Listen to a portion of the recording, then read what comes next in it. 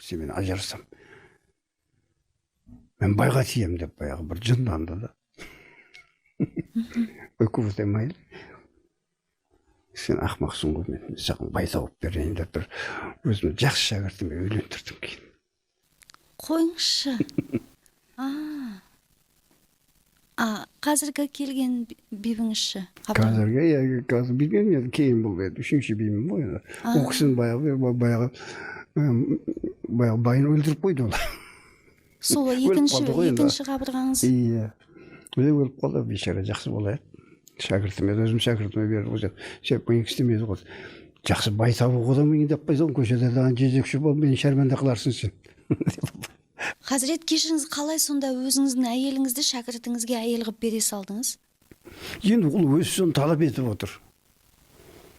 Мен байға тиемші деп жынданып отыр. Ой, көбеде қойсай десем қоймайды ғой енді. Сіз сондай шәкірт тәрбиелеп отырған, осындай жолды ұстанып келе жатқан адамыз қалай сонда? Енді ол баяғы әйелімнің жынданып атқаны ғой, менден өш алам деп атқаны ғой, менден өш аламыз. Мен сен өзің тентек адамыз ғой, саған көшеде бір бәле қылып біреулерге жабысып, біреу саған жабысыптан шәрменде болмайын да, сен осы тәуір шәкірттердің арасына біреуін таңда. Қалағаның емес саған соны некелеп, тойынды жасап берем деп сөйлендіргенбіз.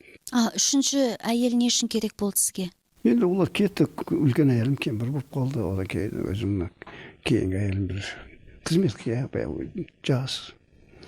Ол кісі де енді біз жақсы ықылас қылып, қызмет қылып жүр, әзір өшерді ол кісі.